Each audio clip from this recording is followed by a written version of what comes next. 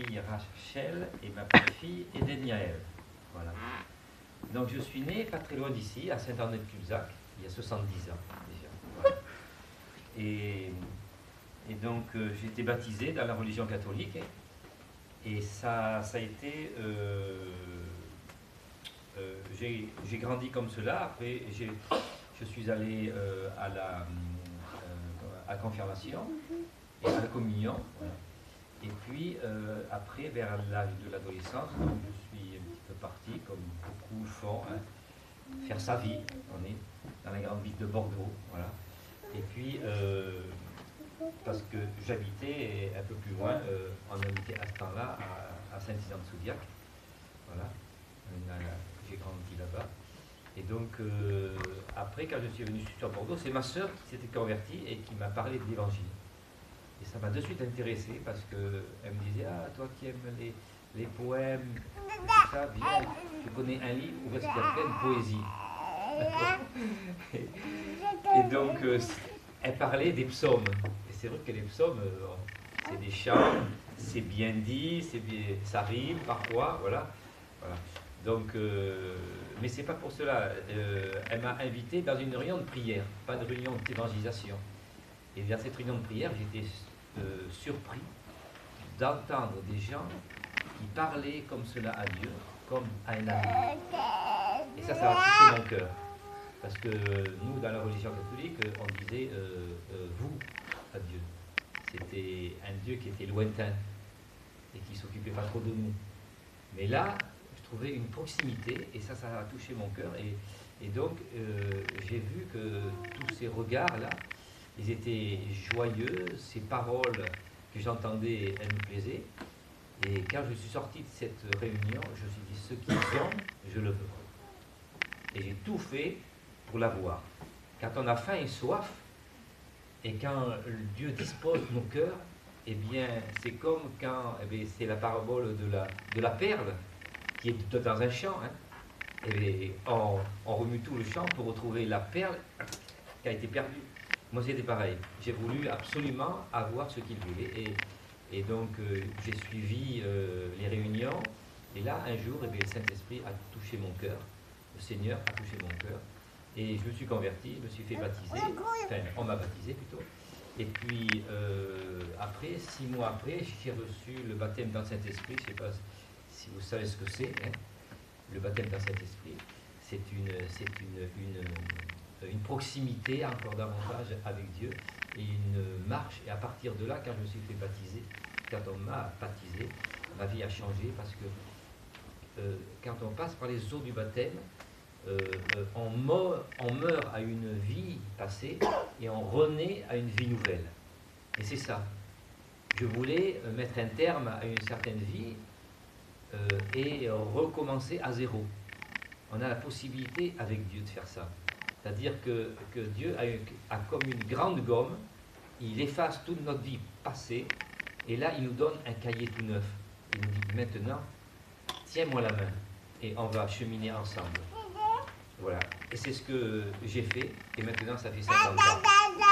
Je me suis converti à 20 ans, et j'ai 70. Oui. Donc ça fait 50 ans que je lis ce livre, et il ne me lasse jamais, puisque je passe des heures dessus pour pouvoir le méditer et en tirer toute la substance, parce que c'est un livre qui est vivant, c'est un livre qui est éternel, c'est le livre le plus lu et le plus imprimé. Hein, et suite après ça, donc j'ai cheminé, je me suis marié, j'ai eu 3 enfants, et puis maintenant 4 petits-enfants. Hein, et puis un jour, eh bien, il y a eu un rendez-vous divin. Est-ce que vous croyez au rendez-vous de Dieu? Voilà.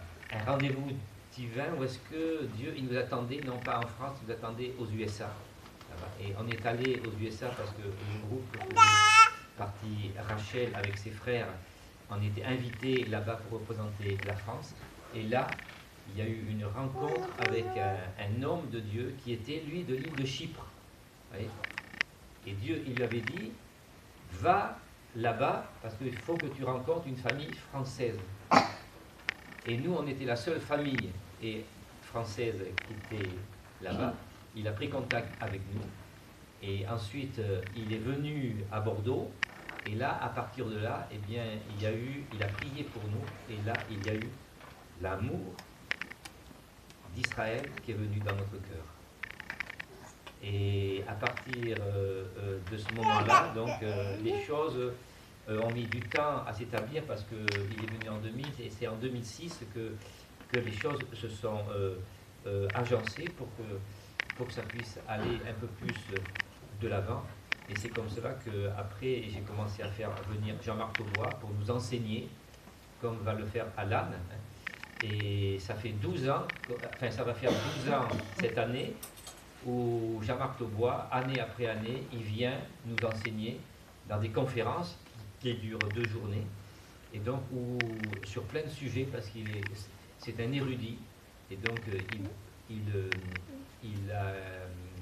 a une particularité, c'est qu'il parle de choses qu'il connaît, parce qu'il peut lire la Bible dans son texte original, ce qui est un grand avantage.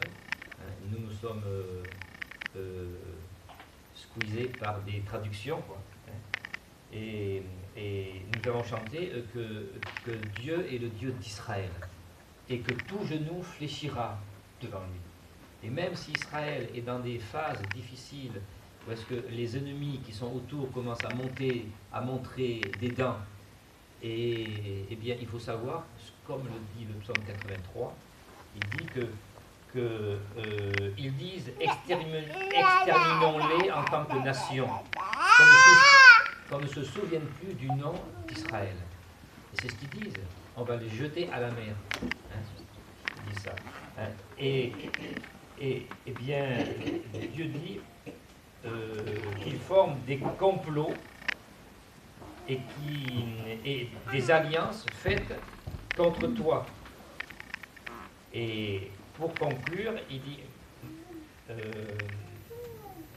oui, c'est le psalmiste qui dit « Mon Dieu, rends-les comme le tourbillon de la poussière, comme un feu consumant la forêt, couvre leur visage de honte et qu'ils cherchent ton nom, Adonai. Qu'ils soient honteux et confus pour toujours, oui, qu'ils périssent, qu'ils sachent que toi seul, dont le nom est Adonai, tu es le Très-Haut sur toute la terre. » C'est ça. Le but de Dieu, c'est qu'on reconnaisse qu'il est le Très-Haut sur toute la terre.